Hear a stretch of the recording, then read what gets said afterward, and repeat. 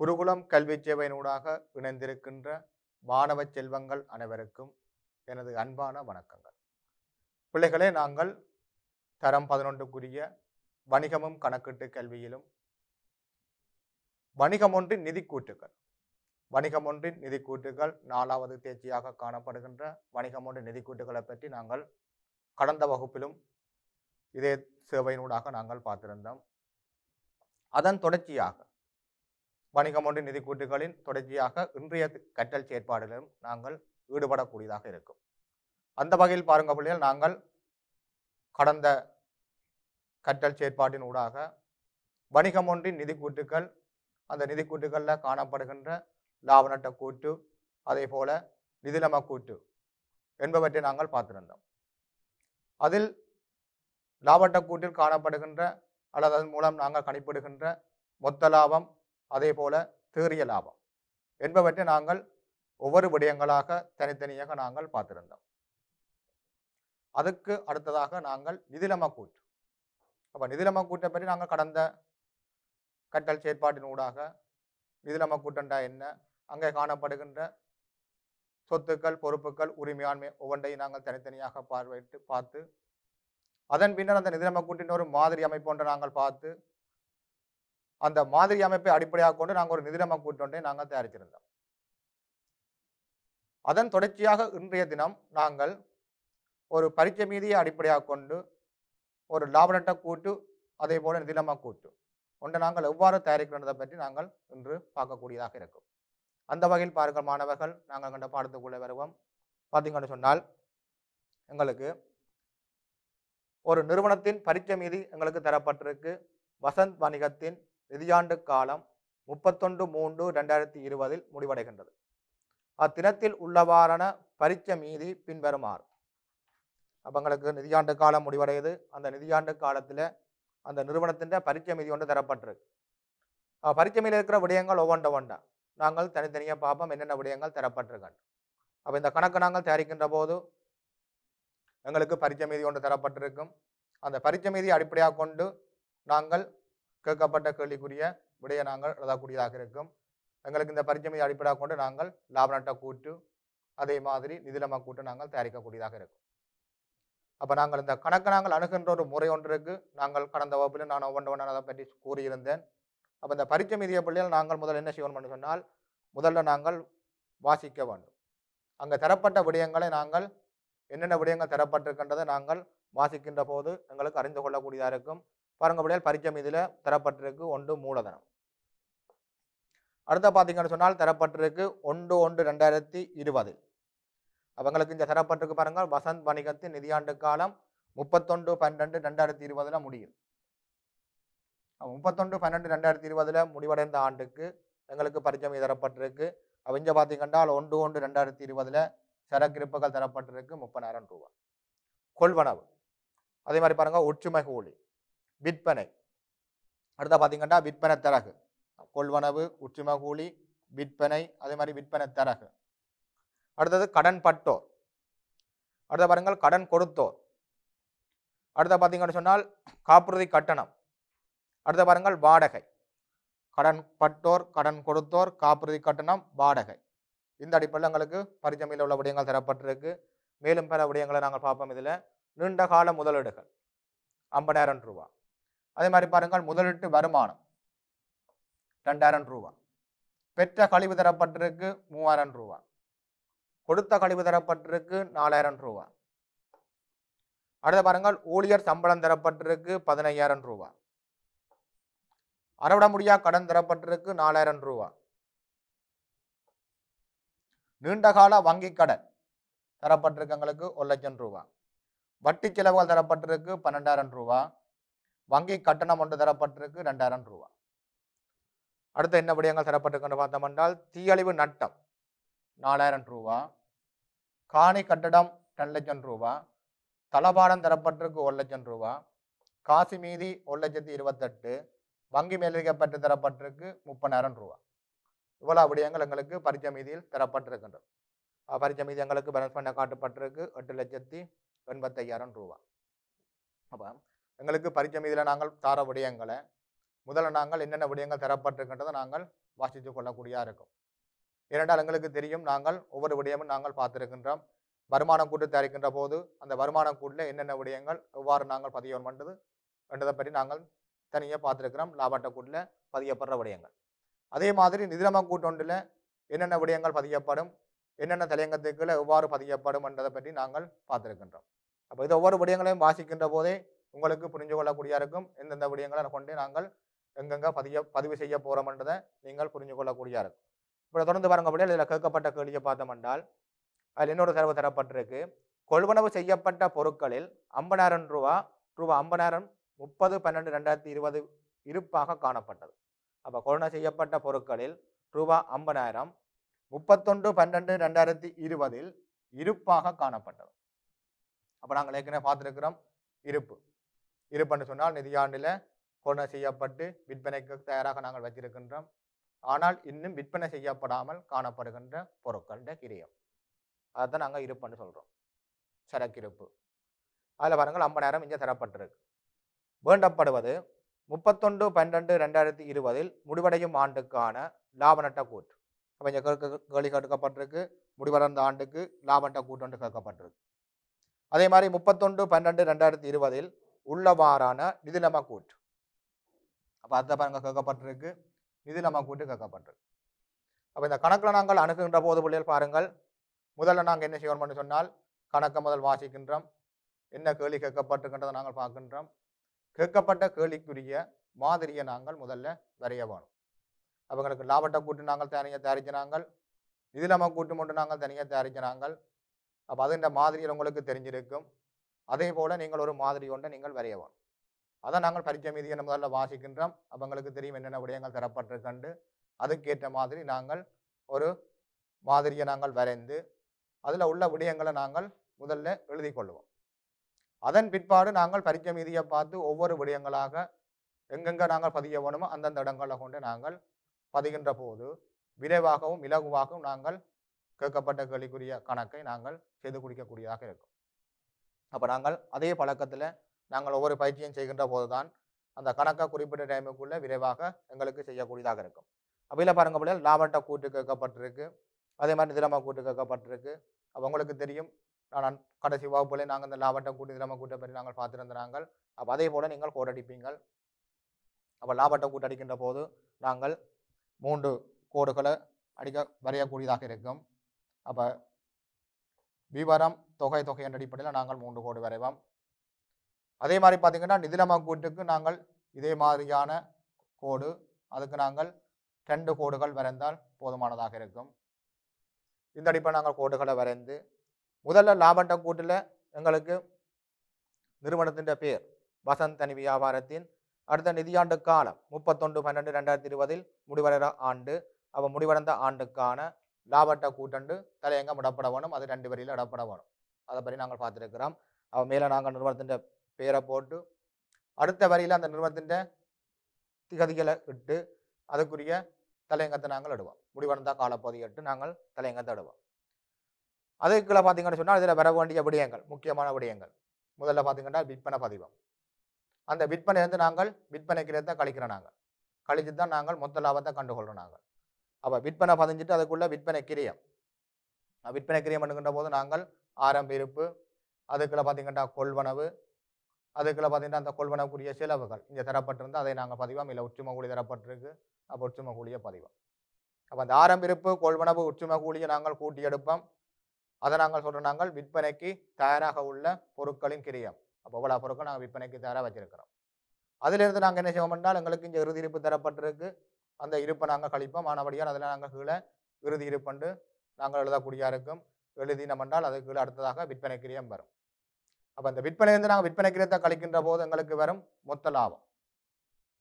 அடுத்ததாக பார்த்தீங்கன்னா அந்த மொத்த லாபத்தோடு நாங்கள் ஏனைய வருமானங்களை கூட்டவோம். அப்போ ஏனைய வருமானம் என்ற தலையங்கத்தை விடுவோம். அதுக்கு நாங்கள் 2 அல்லது 3 ஒரு வரியை நாங்கள் விடக்கூடியதாக இருக்கும். அவங்களுக்கு ஏனைய வருமானம் நாங்கள் வாசிக்கின்ற போது எங்களுக்கு அதில் 2 வருமானம் இருந்தது. நாங்கள் 2 3 இடத்தை நாங்கள் விடக்கூடியதாக இருக்கும்.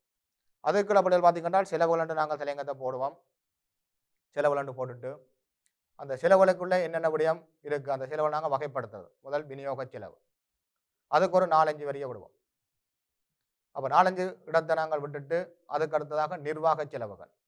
அப்போ நிர்வாக செலவுக்கும் ஒரு 4-5 அல்லது 6 இடங்களை நாங்கள் விட்டு அதுக்கு கீழே ஏனைய செலவு. ஏனைய செலவுக்கு ஒரு 2 வரி, அதுக்கு கீழே நிதி செலவு. நிதி செலவுக்குள்ள எங்களுக்கு ஒரு 2 வரி இருந்தால் போதுமானதாக இருக்கும். அப்போ இந்த அடிப்படையில் நாங்கள் இடங்களை விட்டு அதுக்கேற்ற மாதிரி தலையங்கங்களை முதல்ல குறிக்க வேணும். அப்போ ஒரு கணக்கோட நாங்கள் தயாரிக்கின்ற போது அந்தந்த தலையங்கங்களை நாங்கள் போட்டு அதுக்கேற்ற மாதிரி நாங்கள் இடங்களை விடுவோம். அப்போ நாங்கள் கணக்கை வாசிக்கின்ற போது எங்களுக்கு தெரியும் என்னென்ன விடயங்கள் இருக்குன்னு அதுக்கேற்ற மாதிரி நீங்கள் இடங்களை விட வேண்டியாக இருக்கும். அடுத்ததாக நாங்கள் நிதி நமக்கூட்டுக்கு போவோம். நிதி நமக்கூட்டிலே நாங்கள் அதே மாதிரி தலையங்கம் விடுவோம். வசந்தண்ட தனி வியாபாரியின் அல்ல வசந்தண்ட வணிகத்தின். அடுத்த வரியில் போடைக்க நாங்கள் 31/12/2020 உள்ளவாறான நிதி நமக்கூட்டு என்ற வகையில் நாங்கள் 2 வரியில் நாங்கள் தலையங்கம் விடுவோம். அதுக்குள்ள நடைமுறை அல்லா சொத்துக்கள் ஒரு 4-5 வரியை விட்டு 5 வரியை நாங்கள் விட்டு நடைமுறை சொத்துக்கள். அந்த நடைமுறை சொத்துக்கள் எங்களுக்கு சில முக்கியமான விடயங்கள் நாங்கள் அந்த திரவத்தன்மை ஓடல் எழுதுறன்னு சொல்லி பார்த்து நாங்கள் முதலாவது போடுவோம் இறுதி இருப்பு. அடுத்தது கடன் பட்டம். கடன் பட்டத்துக்குள்ள உங்களுக்கு ஒரு 2-3 வரியை விட்டோம் என்றால் காணும். ஏதாவது வேறு விடயங்கள் வந்தால் நாங்கள் பதிவோம். அதுக்குள்ள நாங்கள் கடைசி வரியை பேலன்ஸ் பண்ணுவோம். அவலாம் சொத்துக்களின் பேலன்ஸாக இருக்கும், சமப்படுத்துவதாக இருக்கும். அதுக்குள்ள உரிமையாண்மை. அப்போ உரிமையாண்மையில் பாருங்க அப்படியே நாங்கள் தெரியும் மூலதனம் போடுவோம். இந்த வரும் லாபத்தை கூட்டு நாங்கள் தயாரித்து வர தேறி லாபத்தை கொண்டு வருவோம் அங்கே. அப்போ உரிமையாண்மைக்குள்ள மூலதனம் கூட்ட போகிறோம், தேறிய லாபம். அதுலேருந்து எங்களுக்கு பற்று இருந்தால் நாங்கள் ஒரு வரியை விட்டு களியண்டு போட்டு நாங்கள் பெற்ற போடுவோம், பெற்ற கழிக்க போகிறோம். பற்று தச்சிலா இல்லை நாங்கள் எழுதிட்டோம்னாலும் எங்களுக்கு பிரச்சனை இல்லை, நாங்கள் அந்த ஒழுங்கின்படி எழுதக்கூடியதாக இருக்கும். தச்சு நாங்கள் ஒரு விடயம் எழுதிட்டோம், அந்த விடயம் எங்களுக்கு பரிச்சமையில் இல்லை என்றாலும் நாங்கள் அதை பற்றி எங்களுக்கு கணக்கில் பிரச்சனை இல்லை, நீங்கள் அந்த இடத்தை அப்படியே விட்டுட்டு அடுத்த வரியை நீங்கள் பதிஞ்சு கொண்டு போகலாம். அப்போ அடுத்த பாருங்கப்படியால் நடைமுறை எல்லா பொறுப்புகள் இருக்கு. அதுக்கு நாங்கள் 2 இடத்தை விடுவோம், வரியை விடுவோம். அதுக்குள்ள நடைமுறை பொறுப்புகள். அதுக்குள்ள ஒரு 3-2 வரி இருந்தால் போதுமானதாக இருக்கும். அப்போ இந்த அடிப்படை நீங்கள் கோடை அடித்து தலையங்க திட்டா பிறகு நாங்கள் ஒவ்வொரு விடயங்களாக பார்த்து பரிச்சமை ஒழுங்கின்படி நாங்கள் ஒவ்வொரு விடயங்களாக அந்தந்த இடங்களில் கொண்டு பதிவு செய்வோம். சரிதான விடயல்? அப்போ நான் இப்போ பதிய விடயங்களை அங்கே நான் பதிஞ்சிருக்கிறேன். இப்போ நான் முதற்கு உங்களுக்கு ஒன்றுக்குள்ள பரிச்சமைதியை காட்டி ஒவ்வொரு விடயங்களாக எங்கெங்கே பதிய வேணுமென்றதை நான் சொல்கிறேன். நீங்கள் அதை கவனியுங்கள். கவனிச்சா பிறகு நீங்கள் கணக்காக பார்க்கின்ற போது உங்களுக்கு இன்னும் விதமாக விளங்கக்கூடியதாக இருக்கும். அப்போ இதில் பார்த்தீங்கன்னு சொன்னால் கொணை செய்யப்பட்ட பொருட்களில் 50,000 ரூபா பொறுமையான பொருட்கள் இருப்பாக காணப்பட்டது. அப்போ அந்த 50,000 ரூபா இருப்பாக கொண்டு நாங்கள் எங்களுக்கு தெரியும் நாங்கள் பதிகிற இடம் ஒன்று விற்பனைக்கிரியம் காண்றதுக்கு பாருங்க அப்படியே நாங்கள் அதில் இறுதி இருப்பண்டு போட்டிருக்கிறோம். அந்த இறுதி இருப்பன்றதுக்குள்ள நாங்கள் 50,000 ரூபா போட்டு பிரேக்கெட் பண்ணுவோம். ஏன்னு சொன்னால் அதை நாங்கள் கழிக்க வேணும். அடுத்த பார்த்தீங்கன்னா நடைமுறை சொத்தில் பார்த்தீங்கன்னா அங்கே நாங்கள் இறுதி இருப்பு பதிகிற நாங்கள் அந்த இடத்துல நாங்கள் இறுதி இருப்புன்னு சொல்லி 50,000 ரூபா பதிவு செய்வோம். அடுத்த பாருங்க அப்படியே அந்த முன்னுக்குள்ள விடயங்களை நான் ஒவ்வொன்றா உங்களுக்கு திருப்ப குறிப்பிடுகின்றேன். அந்த விடயங்கள் எங்கெங்கே பதிவு செய்யப்படும் என்று நாங்கள் பார்ப்போம். அப்படியே நாங்கள் முதல்ல கோடை நாங்கள் அடிக்கிறோம் முழுமையாக. அப்போ கோடை அடித்தா பிறகு அதன் பிற்பாடு நாங்கள் என்ன செய்ய பண்ணால் ஒவ்வொரு விடயங்களையும் பரிச்சமிதியை பார்த்து முதல் ஒழுங்கின்படி நாங்கள் எந்தெந்த இடங்களில் பதிவு செய்கிறதோ அந்தந்த இடங்களில் பதிவு செய்வோம். அப்புறம் அப்படிங்க மூலதனம் தரப்பட்டிருக்கு. இந்த மூலதனத்தை கொண்டு நாங்கள் நிதிரம கூட்டில் உரிமையாண்மைக்குள்ள நாங்கள் அந்த மூலதனத்தை பதிவோம். அப்போ அங்கே உங்களுக்கு பதியப்பட்டிருக்கு. அந்த விடயத்தை நான் காட்டுறேன். அதுக்கு முன்னுக்கு நான் சொல்லிக்க நீங்கள் கவனிங்கள். அப்போ தான் உங்களுக்கு விளங்கி கொள்ளக்கூடிய இருக்கும் எந்த ஒழுங்கின்படி நாங்கள் என்ன மாதிரி பதிவு செய்கிறோம். அடுத்த பாருங்கள் 1/1/2020 சரக்கிருப்பு. அப்போ அந்த சரக்கிருப்பை கொண்டு நாங்கள் பதிவு செய்வோம் லாபட்ட கூட்டில். அங்கே பார்த்தீங்கன்னு சொன்னால் விற்பனை கிரியமன்ற கிரிங்கில் பார்த்தீங்கன்னா சரக்கிருப்பு ஆரம்பிருப்பை நாங்கள் பதிவு செய்வோம் 30,000 ரூபா. அதுக்குள்ள பாருங்க கொள்வன விலக்கு கொள்வன பதிவான் 2,50,000 ரூபா. அதுக்குள்ள பாருங்க உச்சும கூலி 20,000 ரூபா. கொள்வனக்குள்ள நாங்கள் உச்சும கூலியை பதிவோம். கொள்வனோட நாங்கள் உச்சும கூலி கூட்டோம்னு உங்களுக்கு தெரியும். அடுத்தது விற்பனை லாபட்ட கூட்டில் பாருங்க முதலாவதாக விற்பனை இருக்கும். விற்பனையை கொண்டு நாங்கள் 4,00,000 ரூபா அவங்களை கடைசி 3வது வரியில் நாங்கள் பதிவோம். விற்பனை தரகு விற்பனை தரகுன்றது பார்த்தீங்கன்னா எங்களுக்கு ஒரு செலவினம். அந்த விற்பனை தரகை கொண்டு நாங்கள் விநியோக செலவுகளை பதிவோம். விற்பனை தரகுன்னு சொல்லி 10,000 ரூபா. அவங்களுக்கு பார்த்தீங்கன்னா அப்படியே லாபட்ட கூட்டு நாங்கள் எல்லாம் ஒரு தலையங்கம் இடங்களை விட்டு தலையங்கம் போட்டுக்கிறோம். அப்புறம் ஒவ்வொரு நாங்கள் ஒவ்வொரு இடங்களில் பதிவு செய்கிறோம். விற்பனை தரகு வரைக்கும் நாங்கள் அங்கே விநியோக செலவு கொண்டே பதிகிறோம். கடன் பட்டோர். அப்போ கடன் பட்டோர் கொண்டே பதிய போகிறோம் நிதிலம கூட்டில். அப்போ நிதிலம கூட்டில் பாருங்கள் நடைமுறை சொத்தில் இருப்புக்குள்ள நாங்கள் கடன் பட்டோர் இருக்கிறோம். அங்கே கொண்டு நாங்கள் கடன் பட்டோரை பதிவோம் 40,000 ரூபா. அடுத்த பாருங்கள் கடன் கொடுத்தோர் இருக்கு. அப்போ கடன் கொடுத்தோரை கொண்டு நாங்கள் பதிவு செய்வோம். நடைமுறை பொறுப்புக்குள்ள கடன் கொடுத்தோரை கொண்டு நாங்கள் பதிவு செய்வோம் 50,000 ரூபா. காப்புறுதி கட்டணம் 6000 ரூபா. அப்போ அதை கொண்டு நாங்கள் பதிவு செய்வோம். நிர்வாக செலவுகளை பதிவு செய்வோம். அப்போ ஒவ்வொரு கொடுக்கல் வாங்கலையும் பார்த்து அந்தந்த இடங்களில் கொண்டு நாங்கள் பதிவு செய்கிறோம். காப்புறுதி கட்டணம் நிர்வாக செலவு பதிவோம் 6000 ரூபா. வாடகை 10,000 ரூபா இருக்கு.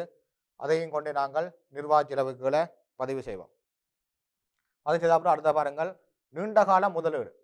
நாங்கள் ஏற்கனவே பார்த்து நாங்கள் ஒரு நிதிரமாக்குள்ள நீண்டகால முதலீடு நாங்கள் எங்கே 12 நடைமுறை இல்லா சொத்து நடைமுறை சொத்துக்கும் இடையில கொண்டு நாங்கள் நீண்டகால முதலீடு 50,000 ரூபாவை நாங்கள் அப்படி அங்கே தொங்கல் வரியில் கொண்டே போடுவோம் கடைசி ஃபைனல் கூடத்தில்.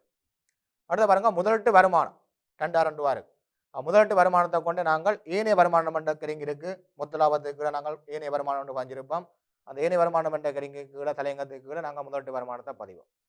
மற்றது பெற்ற கழிவு 3000 ரூபா. அதையும் நாங்கள் அதே ஏனைய வருமானம் என்றதுக்குள்ள முதலீட்டு வருமானத்துக்குள்ள பெற்ற கழிவையும் பதிவோம். கொடுத்த கழிவு. அப்போ கொடுத்த கழிவு ஒரு விநியோக செலவுன்னு தெரியும், விற்பனை சம்பந்தப்பட்டது. அப்போ விநியோக செலவுகளை கொண்டு நாங்கள் கொடுத்த கழிவு 4000 ரூபா பதிவு செய்வோம்.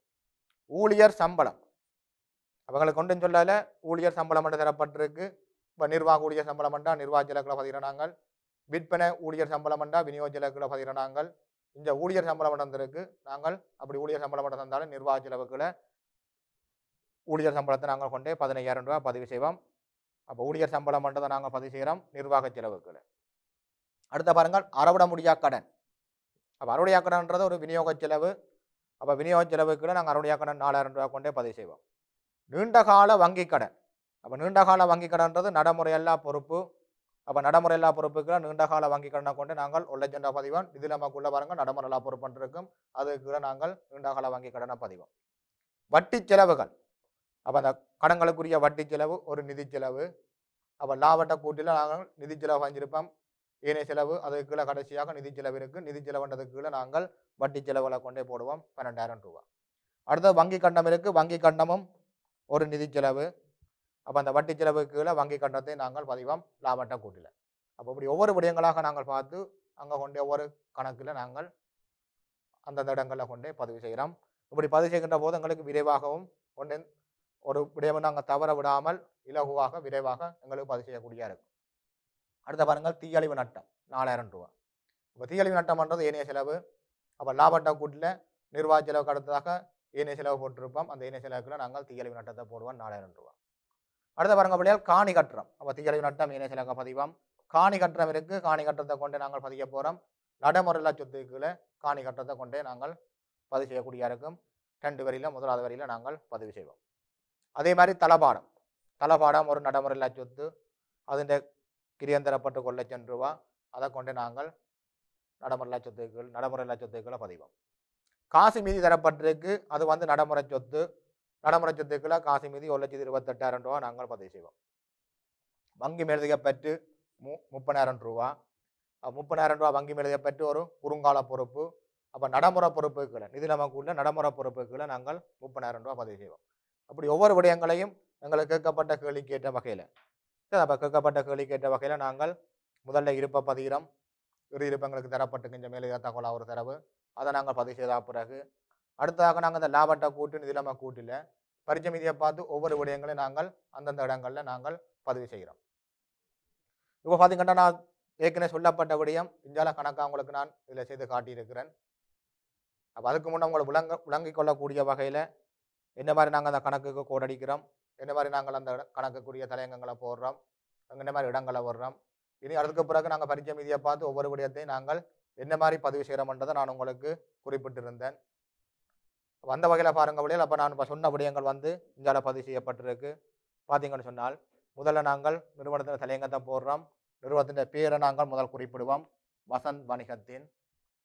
அடுத்த வரையில் பார்த்தீங்கன்னா நிதியாண்டை நாங்கள் போடுறோம். எந்த நிதியாண்டுக்கு நாங்கள் கணக்கு செய்கிறோம் அந்த நிதியாண்டை நாங்கள் குறிப்பிட்டு காட்டுகிறோம். 31/12/2020 முடிவடைந்த வருடத்துக்கான லாப நட்ட கூற்று.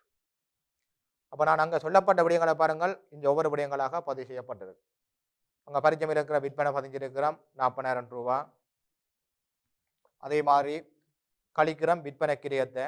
விற்பனை கிரியத்தை கழிக்க பாருங்கள். அந்த விற்பனை கிரியை நாங்கள் என்ன மாதிரி கணிப்பிடுறோம் என்றால் ஆரம்பிருப்பு 1/1/2020 சரக்கிருப்பு எங்களுக்கு பதிஞ்சிருக்கிறோம். அதான் ஆரம்பிருப்பு 30,000 ரூபா. அடுத்து எங்களுக்கு கொள்வனவு தரப்பட்டிருந்தது. கொள்வனவு நாங்கள் பதிகிறோம். உச்சும கூலியை பதிகிறோம். அவ்வளோத்தை நாங்கள் கூட்டி எடுக்கிறோம். அப்போ 3 விடயங்களையும் பாருங்க நாங்கள் கூட்டி எடுத்து 3,00,000 ரூபான்னு போட்டு அதில் இருந்து நாங்கள் கழிக்கிறோம் என்னத்தையான்னு சொன்னால் கழிக்க போகிறோம் 31/12/2020 சரக்கிருப்பு. அப்போ இந்த சரக்கிருப்பு தரப்பட்டிருக்கு. அப்போ இதுக்கு முன்னே நாங்கள் ஒரு மாதிரி லாபத்தை கூட்டணி செய்த நாங்கள் அங்கே இறுதியிருப்பு தரையில் இந்த பாருங்க இறுதியிருப்பு எங்களுக்கு தரப்பட்டிருக்கு.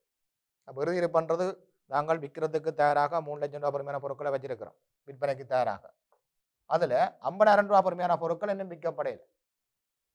3,00,000 ரூபா பெருமையான பொருட்கள் நாங்கள் விற்பனைக்கு தயாராக வச்சிருக்கிறோம். 50,000 ரூபா இன்னும் விற்கப்படையில்னு சொன்னால் விற்கப்பட்ட பொருட்கள் கிரியம் பாருங்கள் 2,50,000 ரூபா. அப்போ விற்கப்படாமல் இருக்கிற பொருளான் அதாவது நாங்கள் செய்கிற நிதியாண்டு 31/12/2020 காணப்படுகின்ற சரக்கிருப்பு என்றால் அந்த நிதியாண்டு இறுதியில் இன்னும் விற்கப்படாமல் இருக்கிற பொருட்கள் 50,000 ரூபா. அப்போ அந்த இறுதிப்பை நாங்கள் கழிச்சோம் என்றால் எங்களுக்கு விற்பனை கிரியம் வரும் 2,50,000 ரூபா. அப்போ 4,00,000 ரூபா விற்பனையிலிருந்து விற்பனை கிரியம் 2,50,000 கழிச்சோம் என்றால் மொத்த லாபத்தை கணிப்படுறோம். அப்போ நான் சொல்ல பாரு நீங்கள் ஒவ்வொரு விடயங்களையும் பதிவு செய்த பிறகு நாங்கள் வந்து ஒவ்வொரு விடயங்களையும் மேலிருந்து ஒவ்வொன்றை நாங்கள் கணிப்பீடு செய்கிறோம். முதல்ல நாங்கள் மொத்த லாபத்தை காண்றோம்.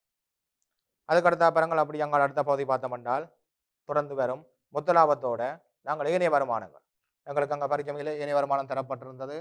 அப்போ ஏனைய வருமானங்களை நாங்கள் கூட்டுறோம். முதலீட்டு வருமானம் அதே மாதிரி பெற்ற கழிவு. அப்போ இங்கே பார்த்தீங்கன்னா முதலீட்டு வருமானம் பெற்ற கழிவை நாங்கள் 5,000 ரூபா போட்டு அங்கே மொத்த லாபம் 1,50,000 வந்தது.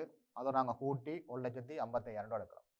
அப்போ நாங்கள் அங்கே விற்பனையிலிருந்து விற்பனை கிரயத்தை கழித்து மொத்த லாபம் எடுத்திருந்த நாங்கள் அந்த மொத்த லாபத்தோட இந்த ஏனைய வருமானங்களை கூட்டி 1,55,000 ரூபா எடுக்கிறோம். இதில் இருந்தபடியாக நாங்கள் கழிக்க போகிறோம் செலவுகளை. பாருங்கபடியாக நான் ஏற்கனவே சொன்னால் உங்களுக்கு செலவுகள் நாங்கள் போட முதல்ல விநியோக செலவை நாங்கள் போடுறோம். அதுக்கேற்ற மாதிரி நாங்கள் இடங்களை விட்டுட்டு நிர்வாக செலவை நாங்கள் போடுவோம். நிர்வாக செலவுகள் அப்படி நாங்கள் 4 செலவும் தலைங்க போட்டு நாங்கள் பரிச்சை மீதியை பார்த்து பதிக்கின்ற போது அந்தந்த செலவுகளை கொண்டு வந்து அந்தந்த இடங்களில் உரிய இடங்களை நாங்கள் பதிவு செய்கிறோம். பரிச்சை மீதியை பார்த்து பதிக்க அந்தந்த செலவை கொண்டு வந்து அந்தந்த இடங்களில் நாங்கள் பதிவு செய்கிறோம். அப்போ விநியோக செலவுக்கு பாருங்க நாங்கள் என்னென்ன விடயங்கள் பதிஞ்சிருக்கிறோம் என்றால் ஒன்று விற்பனை தரகங்களுக்கு இருந்தது 10,000 ரூபா, கொடுத்த கழிவு, அடுத்த அரவணைப்படியாக கடன். அப்போ அந்த 3 விநியோக செலவுகையும் நாங்கள் பதிஞ்சு அதை 3ஐயும் கூட்டி அங்கால மாத்திரம் 18,000 ரூபா. அடுத்த பாருங்க நிர்வாக செலவுக்குள்ள என்னென்ன விடயம் இருக்குன்றால் காப்புரை கண்டம் தந்திருக்கிறார். அப்போ நாங்கள் பரிச்சை மீதியை பார்த்து பதிக்க காப்புரை கண்டம் இருந்தது, வாடகை இருந்தது, ஊழியர் சம்பளம் இருந்தது. அப்போ அவ்வளோத்தையும் நாங்கள் பதிஞ்சு அங்கால கூட்டி மாத்திரம் 31,000 ரூபா. அப்படி நாங்கள் ஒவ்வொரு விடயங்களையும் பதிஞ்சா பிறகு அந்த விடயங்கள் ஒவ்வொன்றையும் நாங்கள் கூட்டி அடுத்த வரைக்கும் மாத்திரம். அப்போ அந்த கணக்கு செய்கிற முறையில் நீங்கள் கவனியுங்கள். என்ன மாதிரி நாங்கள் அந்த கணக்கை முதல்ல இருந்து செய்து கொண்டு வரோம். அப்போ நாங்கள் பரிச்சை மீதியை பார்த்து ஒவ்வொரு விடயத்தையும் பதிஞ்சா பிறகு எல்லா விடயங்களையும் பதிஞ்சா பிறகு நாங்கள் ஒவ்வொரு விடயமாக கூட்டி நாங்கள மாத்திரம். அடுத்த பாருங்க அப்படியே தொடர்ந்து இங்கால ஏனைய செலவுகள் தரப்பட்டிருக்கு. அந்த ஏனைய செலவுன்றது கீழே எங்களுக்கு ஒரே ஒரு செலவு தான் இருக்குது. தீயழிவு நட்டம் 4,000 ரூபா. அதை நாங்கள் போட்டு அங்கால மாத்திரம். அப்படியே பாருங்கள் நிதி செலவு. அப்போ அந்த நிதி செலவுன்றதுக்குள்ள எங்களுக்கு பரிச்சை மீதிக்க 2 செலவு இருந்தது. ஒன்று வட்டி செலவுகள் 12,000 ரூபா, வங்கி கட்டணம் 2,000 ரூபா. நாங்கள் 2ஐயும் கூட்டி மாத்திரம் 14,000 ரூபா. மேலே பாருங்க பிள்ளையால் நிர்வாக செலவு இருந்தது, விநியோக செலவு இருந்தது. இந்த பார்த்தீங்கன்னா ஏனைய செலவு அதே மாதிரி நிதி செலவு. அப்போ 2ஐயும் கூட்டி நாங்கள் அங்கால மாத்திரம் எவ்வளோ வருதுன்னு சொன்னால் 67,000 வருது. மேலே இருக்கிற நிர்வாக செலவு அதுக்கு மேலே விநியோக செலவு இருக்குது. அப்போ 4 செலவையும் கூட்டி அங்கால மாத்திரம் 67,000. அதே நிலையில் பாருங்க பிள்ளைகள் மேலே நாங்கள் பார்த்து நாங்கள் மொத்தலாம் இருந்தது. மொத்தலாத்துக்குள்ள ஏனைய வருமானத்தை கூட்டி நாங்கள் 1,55,000 மட்டும் நாங்கள் எடுத்து வச்சிருந்தாங்க. மொத்த லாபத்தோட ஏனைய வருமானங்களையும் கூட்டி அப்போ அதிலிருந்து நாங்கள் இந்த 67,000 கழிப்போம். அப்போ அந்த மொத்த வருமானத்தோட ஏனைய வருமானத்தையும் கூட்டி வர தொகையிலிருந்து நாங்கள் 67,000 கழிச்சோம் என்றால் எங்களுக்கு தேறிய லாபம் பெறும். அதுதான் இங்கே நாங்கள் இருக்கிறோம். தேறிய லாபம் மூலன கணக்குக்கு மாற்றியது. எவ்வளோ தேறிய லாபம் வருதுன்னு சொன்னால் 88,000 ரூபா. அப்போ இதெல்லாம் நாங்கள் ஒவ்வொரு விடயங்களாக தனித்தனியாக கணிப்பீடு செய்த நாங்கள். அதுக்கு பிறகு தனியொரு லாபத்தை கூட்டி நாங்கள் செய்த நாங்கள். அவ்வளோத்தையும் நாங்கள் பரிச்சமையில் உங்களுக்கு தரப்பட்டிருக்கு. அப்போ இந்த லாபத்தை கூட்டி நிதிலாம கூட்டின்னு கேட்கப்பட்டிருக்கு. அப்போ 2ஐயும் கேட்டால் கேட்கின்ற போது அந்த நிதி கூட்டுக்களை நாங்கள் என்ன மாதிரி தயாரிக்கிறோம் என்றால் 2க்கும் கோடடித்து ஒவ்வொரு விடயங்களாக நாங்கள் பரிச்சமையிலிருந்து பதிவு செய்கிறோம். இப்போ நாங்கள் பதிவு செய்த அப்புறம் தான் நாங்கள் இப்போ சொன்ன மாதிரி இதெல்லாம் கூட்டி நாங்கள் தேறி லாபத்தை கண்டுட்டோம். இப்போ இங்கே பாருங்கள் தேறி லாபம் நாங்கள் இருக்கிறோம். தேறி லாபம் மூலதன கணக்கு மாற்றியது. அப்போ இது வந்து அங்கே நிதிலமக்குள்ள நாங்கள் மூலதனம் பதிஞ்சிருப்போம். அந்த மூலதனத்துக்களை கொண்டு இந்த தேறி லாபத்தை நாங்கள் பதிவோம் 88,000 ரூபா. பாருங்க அந்த நிதிலமா கூட்டும் இதே மாதிரி என்ன வடிவமாக என்ன இதே ஃபார்மேட்டில் நாங்கள் என்ன மாதிரி செய்திருக்கிறோம்ன்றதை நாங்கள் பார்க்கக்கூடியதாக இருக்கும். பாருங்க பிள்ளைகள், வசந்த் வணிகத்து அப்போ நிதிலமா கூட்டுக்கு நாங்கள் தலையங்கம் போடுவோம். நான் ஏற்கனவே குறிப்பிட்டான் உங்களுக்கு கூட நாங்கள் அடித்து முதல்ல தலையங்கம் போடுவோம் 2 வரியில வசந்த் வணிகத்தின். அடுத்த வெள்ள அந்த நிதியாண்டின் காலத்தை நாங்கள் குறிப்பிட்டு காட்டுவோம். 31/12/2020 உள்ளவாறான என்ற அந்த தினத்தில் இருக்கிற சொத்துக்கள் பொறுப்புகளை வெளிப்படுத்தி காட்டுறதான் நிதிலமா கூட்டு. நாங்கள் ஏற்கனவே பார்த்து நாங்கள் அப்போ உள்ளவாறான நிதிலமா கூட்டுன்னு காட்டுறோம். அந்த நிதிலமா கூட்டை நாங்கள் முதல்ல சொத்துக்களை காட்டுறோம். சொத்துக்களை நாங்கள் 2ஆக பிரிச்சுறாங்க. அப்போ நாங்கள் 2 தலையங்கத்தை போட்டுட்டு பரிச்சமையில் இருக்கிற விடயங்களை பார்த்து ஒன்றை நாங்கள் முதல்ல பதிவு செய்கிறோம். அப்போ நடைமுறை லட்சத்துக்கு பாருங்க எங்களுக்கு அங்கே தரப்பட்டிருந்த விடயம் ஒன்று காணி கட்டிடம், அதே மாதிரி தளபாடம். 2 பெறுமதியை நாங்கள் கிரியத்தை நாங்கள் இதில் பதிவு செய்கிறோம். பெறுமதியை 2 லட்சம் ரூபா, 1 லட்சம் ரூபா, 2ஐயும் கூட்டி அங்கே மாத்திரம் 3 லட்சம் ரூபா. நீண்ட கால முதலீடுகள். முதலீடுகளை நாங்கள் ஏற்கனவே உங்களுக்கு குறிப்பிட்டது போன்று நடைமுறை லட்சத்து நடைமுறை சொத்துக்கும் இடையில நாங்கள் கொண்டு வந்து நீண்ட கால முதலீடு சொல்லி நேராக கடைசி வரியில் நாங்கள் பதிவு செய்கிறோம். 50,000 ரூபா, 2ஐயும் கூட்டி 3,50,000 போடுறோம். அடுத்த பாருங்கள் நடைமுறை சொத்து. அப்போ நடைமுறை சொத்துக்கள் என்னென்ன விடயங்கள் எங்களுக்கு உள்ளடக்கப்பட்டிருக்கின்றால் 31/12/2020 சரக்கிருப்பு தரப்பட்டிருக்கு. எவ்வளோ விடயங்கள் தரப்பட்டிருக்குன்னு சொன்னால் 50,000 ரூபா. அப்போ அதங்களுக்கு பரிச்சமிதிக்கு மேலதிகமாக ஒரு தரவாக தரப்பட்டது இறுதி இருப்பு 50,000 ரூபா. அது நாங்கள் விற்பனை கிரியத்திலையும் காட்டுறோம். அதை கொண்டு வந்து நடைமுறை சொத்துக்களையும் சரக்கிருப்புன்னு சொல்லி காட்டுறோம் 50,000 ரூபா. அடுத்தது கடன் பட்டோர். கடன் பட்டோருக்கு 40,000 ரூபா. அடுத்த பாருங்கள் காசு மீதி 1,28,000 ரூபா. அப்போ அந்த நடைமுறை சொத்தில் நாங்கள் இந்த ஒழுங்கின்படி தான் எழுதுவோம் என்று எங்களுக்கு தெரியும். அப்போ நடைமுறை சொத்து நாங்கள் பரிச்சமதியை பார்த்து பதிகின்ற போது அப்போ நீங்கள் முன்னுக்கு அதில் மாதிரியை நாங்கள் போடுகின்ற போதே இதே வடிவத்தை நாங்கள் எழுதி வச்சிருக்கணும். திரவத்தன்மை ஒழுங்கில் முதல் சரக்கிருப்பு இருக்கும், அடுத்த கடன் பட்டோர், கடைசியாக காசு மீதி இருக்கும். இடையில வேறு விடயங்கள் வருமதி வருமானங்கள் ஏதாவது வந்தால் நாங்கள் அதில் பதிவு செய்யக்கூடிய இருக்கும். இதை நாங்கள் மாற்றி கூட்டி மாத்திரம் சொன்னால் 2,18,000 ரூபா வரும். அந்த 2,18,000 ரூபாவோட அங்கே 3,50,000 ரூபா இருக்குது. நாங்கள் 2ஐயும் கூட்டி போடுறோம் 5,68,000 ரூபா. இதைத்தான் நாங்கள் சொல்கிறோம் மொத்த சொத்துக்கள். அப்போ நிதிலமாக்குள்ள நாங்கள் சொத்துக்கள் பொறுப்புகள் உரிமையை வெளிப்படுத்தி காட்டுறோம். இப்போ நாங்கள் மொத்த சொத்துக்களை வெளிப்படுத்தி காட்டிட்டோம். இப்போ இந்த மொத்த சொத்துக்கள் எதுக்கு சமனாக இருக்கும்னு சொன்னால் உரிமையாண்மைக்கும் பொறுப்புகளுக்கும் சமனாக இருக்கும். அங்கே பாருங்கள் உரிமையாண்மை நாங்கள் காட்டுறோம். முதல்ல போடுறோம் மூலதனம். பாருங்கள் இங்கே கூட்டி இருக்கிறோம் என்னத்தையான்னு சொன்னால் தேறிய லாபம். அப்போ தேறிய லாபம் பண்ணி பாருங்கள் நாங்கள் லாபட்டை கூட்டு தயாரித்து அங்கே தேறிய லாபம் அடிக்க மூலதன கணக்குக்கு மாற்றம் எழுதினாங்கள். இங்கே கொண்டு வந்து நாங்கள் மூலதன கணக்கில் தேறிய லாபத்தை போடுறோம் 88,000 ரூபா. அப்போ அங்கே லாபட்டை கூட்டில் நாங்கள் கணிப்புற அந்த தேறிய லாபத்தை கொண்டு வந்து மூலதனத்தோட கூட்டி மூலதன தங்களை மாத்திரம் 3,88,000 ரூபா. பற்றுக்கள் தரப்பட்டிருந்தால் இந்த கூட்டி இதிலேருந்து நாங்கள் பற்றுக்களை கழிப்போம். அப்போ இந்த பற்று இல்லாதபடியாக நாங்கள் இது இல்லாத கூட்டி அங்கே மாத்திரம். அடுத்த பாருங்க நடைமுறை இல்லா பொறுப்புகளை பதிகிறோம். அதில் பார்த்தீங்கன்னா நடைமுறை இல்லா பொறுப்பு. நடைமுறை இல்லா பொறுப்புகளை பாருங்கள் நீண்ட கால வங்கி கடன் இருக்குது 1 லட்சம் ரூபா. அப்போ நீண்ட கால வங்கி கடனை பதிகிறோம் 1 லட்சம் ரூபா. ஒரே ஒரு விடயம் இருக்கிறபடியாக நாங்கள் முன்னுக்கு பதிஞ்சு அதை மாத்திரம் வாங்கால. அடுத்த பாருங்க நடைமுறை பொறுப்புகள் இருக்குது. நடைமுறை பொறுப்புகளை பார்த்தீங்கன்னா ஒன்று கடன் கொடுத்தவருக்கு 50,000 ரூபா, மற்றது வங்கி மேலதிகப்பட்டங்களுக்கு தரப்பட்டிருந்தது. அப்போ நாங்கள் 2ஐயும் போட்டு கூட்டி அங்கால மாத்திரம் 80,000 ரூபா போடுறோம். இப்போ பாருங்கள் பிள்ளைகள் 3,88,000 ரூபா இருக்குது உரிமையாண்மை. அதுக்குள்ள நடைமுறை பொறுப்பு இருக்குது 1 லட்சம் ரூபா. அடுத்த பார்த்தீங்கன்னா நடைமுறை பொறுப்பு இருக்குது 80,000 ரூபா. அப்போ அவ்வளோத்தையும் கூட்டி எடுத்தோம்னு சொன்னால் எங்களுக்கு 5,68,000 வரும். அதற்கு நாங்கள் சொல்கிறோம் மொத்த உரிமையாண்மையும் பொறுப்புகளும். அப்போ எங்களுக்கு நாங்கள் அங்கே மொத்த சொத்துக்களை கணிப்பீடு செய்த நாங்கள் 5,68,000 ரூபா வந்தது. அதே போல் இங்கே வருங்கள் நாங்கள் உரிமையாண்மை நடைமுறை பொறுப்பு நடைமுறை பொறுப்பை போட்டு அங்கே தரப்பட்ட விடயங்களை நாங்கள் அதை கிலோ 1 பதிஞ்சு கூட்டி எடுக்கிறோம் 5,68,000 ரூபா. அப்போ ஒரு பரிச்சை மீதி அடிப்படையாக கொண்டு நாங்கள் ஒரு நிதி கூட்டுக்களை நாங்கள் தயாரிச்சிருக்கிறோம். அப்போ நிதி கூட்டுக்கள்னு சொல்லுகின்ற போது எங்களுக்கு லாப நட்ட கூட்டு அதே மாதிரி நிதிலம கூட்டு 2 விடயங்களை நாங்கள் தயாரிக்கக்கூடியதாக இருக்கும். அந்த நிதி கூட்டுக்களை தான் எங்களுக்கு இங்கே பரிச்சை மீதி ஒன்று தரப்பட்டு ஒரு மேலதிக தகவலாக எங்களுக்கு நிதியாண்டு இறுதியில் விற்கப்படாமல் இருக்கிற பொருட்கள கிரியம் தரப்பட்டது, அதாவது இறுதி இருப்பு தரப்பட்டிருந்தது. அப்போ அந்த பரிச்சை மீதியையும் இறுதி இருப்பையும் அடிப்படையாக கொண்டு நாங்கள் ஒரு லாப நட்ட கூட்டு அதே மாதிரி நிதிலம கூட்டு நாங்கள் செய்திருக்கிறோம். அப்போ அதை என்ன முறையில் நாங்கள் செய்தோம்ன்றதை நீங்கள் விளங்கிக் கொள்ள வேணும். இதே மாதிரியான பயிற்சிகள் உங்களோட பாட புத்தகத்தில் இருக்குது. அப்போ இதை நீங்கள் விளங்கிக் கொள்கிற அதே நேரம் இதே மாதிரியான பயிற்சிகளை நீங்கள் எடுத்து அந்த பயிற்சிகளை நீங்கள் செய்கின்ற போது வேகமாகவும் விரைவாகவும் உங்களுக்கு விளங்கக்கூடிய வகையில் நீங்கள் செய்யக்கூடிய இருக்கும். வேகமாக விரைவாக செய்கிற அதே நேரம் பாடத்தை நீங்கள் முழுமையாக விளங்கி கொண்டு பரீட்சையில் அதிக புள்ளிகளை நீங்கள் பெறக்கூடியதாக இருக்கும். அப்படியே பாருங்கள், இந்த 4வது பாட அலகில் உங்களோட பாட புத்தகத்தில் இருக்கிற 4வது பாட அலகு வணிகம் ஒன்றின் நிதி கூட்டுகள் என்ற விடயத்தில் நாங்கள் நிதி கூட்டுகள் அடங்குற விடயங்கள் வருமான லாபட்ட கூட்டு நிதிலம கூட்டுன்னு பார்த்து நாங்கள் அந்த லாபட்ட கூட்டில் மொத்த லாபம் திரு லாபம் கணிப்புறம் என்று பார்த்து அதை ஒவ்வொன்றையும் நாங்கள் இந்த மாதிரி வருமானங்கள் சில வளர்த்தை நாங்கள் வகைப்படுத்தி ஒவ்வொரு விடயங்களும் தனித்தனியாக பார்த்து அதில் பற்றி நாங்கள் ஒரு கணிப்பீடு ஒரு லாபம் நட்ட கூட்டு நாங்கள் கொண்டு செய்து நாங்கள் இந்த மாதிரி லாபம் காண்ட்டு பார்த்து நாங்கள் நிதிலம கூட்டை பற்றியும் இதே மாதிரி நாங்கள் பார்த்து அதிலே நாங்கள் தனியாக ஒரு கணக்கு செய்து இப்போ ரெண்டையும் சேர்த்து ஒரு கணக்கு செய்திருக்கிறோம்.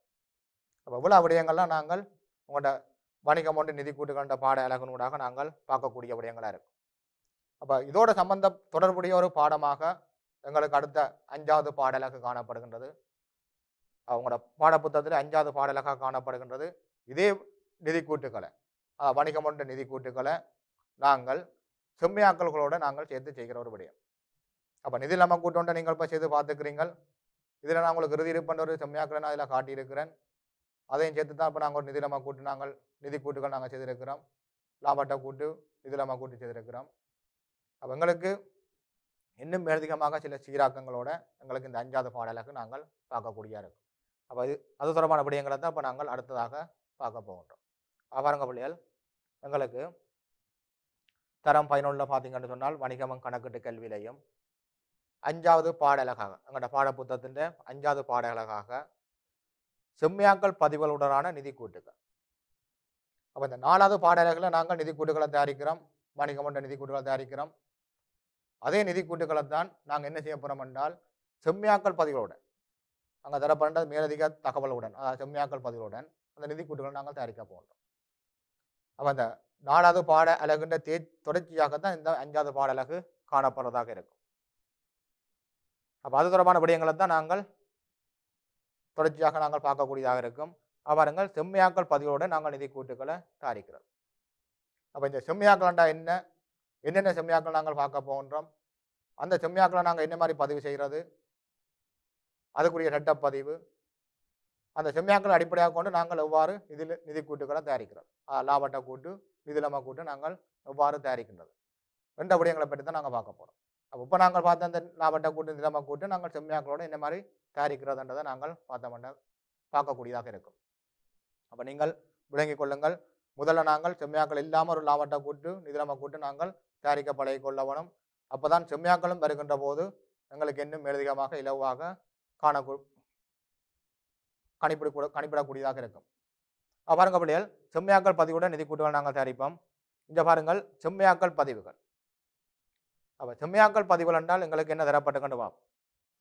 நிதி கூட்டுகளில் சரியான பெறுமதிகளை வெளிப்படுத்துவதற்காக கணக்குகளில் மேற்கொள்ள வேண்டிய மாற்றங்களுக்காக கணக்குகளில் செய்யப்படுகின்ற சீராக்கங்கள் செம்மையாக்க பதிவுகள் ஆகும். அப்படியே பாருங்கள், இப்போ நாங்கள் ஒரு பரீட்சை மீதி அடிப்படையாக கொண்டு நாங்கள் ஒரு லாபட்ட கூட்டு நிதிலம கூட்டு தயாரிக்கோம். இப்போ அந்த லாபட்ட கூட்டு நிதிலம கூட்டுன்றது நாங்கள் நிதியாண்டு இறுதியில் ஒரு நிறுவனத்தின் பெறுபேறுகளை வெளிப்படுத்துறதுக்காக நாங்கள் லாபட்ட கூட்டு தயாரிக்கிறோம். நிதியாண்டு இறுதியில் காணப்படுகின்ற சொத்துக்கள் பொறுப்புகள் உரிமைகளை வெளிப்படுத்துறதுக்காக நிதிலம கூட்டு நாங்கள் தயாரிக்கிறோம். இப்போ இந்த லாபட்ட கூட்டு நிதிலம கூட்டு நாங்கள் தயாரிக்கின்ற போது இந்த லாபட்ட கூட்டிலையும் அதே மாதிரி நிதிலம கூட்டிலையும் அந்த காலப்பகுதிக்கு இப்போ லாபட்ட கூட்டு நாங்கள் எடுத்து பார்த்தோம்னா அந்த காலப்பகுதிக்கு ஏற்படுகின்ற உண்மையான செலவுகளையும் அதே மாதிரி வருமானங்களை வருமானங்களை நாங்கள் வெளிப்படுத்துகின்ற போது அது குறித்தான செலவுகளை நாங்கள் அங்கே வெளிப்படுத்தி காட்ட வேண்டியதாக இருக்கும். அப்போ அது குறித்தான செலவுகளை நாங்கள் வெளிப்படுத்தி காட்டுகின்ற போது பரிச்சமையில் காணப்படுகின்ற செலவுகள் அதே மாதிரி வருமானங்கள் அதெல்லாம் உங்களுக்கு தெரியும். பார்த்தீங்கன்னு சொன்னால் நீங்கள் தரம் 10 படிக்கின்ற போது மூல ஆவணங்கள் படித்து மூல ஏடுகள் இருக்கிற விடயங்களை நீங்கள் பேரட்டுக்கு மாற்றிருப்பீங்க. அப்போ மூல ஏடுகள் இருக்கிற விடயங்கள் பேரட்டுக்கு மாற்றி பேரட்டை சமப்படுத்தி அதை நாங்கள் பரீட்சை மீதிக்கு மாற்றி பரீட்சை மீதியை நாங்கள் தயாரிக்கிருப்போம். பரீட்சை மீதி நாங்கள் தயாரிக்கின்ற போது அங்கே காசு மூலம் மேற்கொள்ளப்பட்ட கொடுக்கல் வாங்கல் அதே மாதிரி கடன் கொடுக்கல் வாங்கல் போன்ற கொடுக்கல் வாங்கல்களை நாங்கள் பேரிட்டுக்கு மாற்றி பரிச்சை மீதிக்கு மாற்றுகின்றோம். அப்போ இதில் பாருங்க பிள்ளைகள், ஒரு உதாரணத்தை நான் சொல்கிறேன். வாடகை செலுத்திய வாடகை. அப்போ நாங்கள் காசாக ஒரு வாடகை செலுத்தி இருந்தோம் என்றால் அது எங்களுக்கு மூல ஏடுகளை பதிவு செய்யப்பட்டு பேரட்டில் பதிஞ்சு பேரட்டின் ஊடாக எங்களுக்கு பரிச்சை மீதியில் வரவு பக்கம் வாடகைன்னு சொல்லி நாங்கள் பதிஞ்சிருப்போம். அப்போ அது நாங்கள் காசாக செலுத்திய வாடகை. ஒரு நிதியாண்டுக்குரிய வாடகை. அப்போ அந்த நாங்கள் கணக்கு செய்யப்படுற காலப்பகுதி. அப்போ அந்த முடிவடைந்த ஆண்டுக்கு நாங்கள் வாடகை எங்களுக்கு ஒரு 50,000 ரூபாண்டு தரப்பட்டிருந்தால் அல்லது 50,000 ரூபா அந்த நிறுவனத்துக்குரிய வாடகையாக இருந்து நாங்கள் 40,000 ரூபா வாடகை தான் நாங்கள் காசாக செலுத்தி இருந்தோம் என்றால் அந்த செலுத்தப்பட்ட 40,000 ரூபா வாடகை தான் எங்களுக்கு காசு கணக்கில் பதிஞ்சு பேரட்டு கணக்கில் பதிஞ்சு பேரட்டு கணக்கின் ஊடாக பரிச்சை மீதில் வரவு பக்கம் இருக்கும். அப்போ அந்த பரிச்சை மீதில் இருக்கிற வாடகையை நாங்கள் லாபண்ட கூட்டில் வெளிப்படுத்தி காட்டுகின்ற போது அங்கே வாடகை 40,000 இருக்கும். ஆனால் உண்மையான வாடகை அந்த நிதியாண்டுக்குரிய வாடகை 50,000 ரூபா. ஏன்னா நாங்கள் இன்னும் 10,000 ரூபா காசாக கொடுக்கல. அப்போ கொடுக்காதபடியால் அது எங்கள்கிட்ட மூல ஏடுகள், அதாவது காசு கணக்கில் பதிவு செய்யப்படையில. அப்போ காசு கணக்கில் காசாக கொடுத்த விடயம் தான் பதிவு செய்யப்பட்டு பரிச்சை மீதில் காணப்படுது.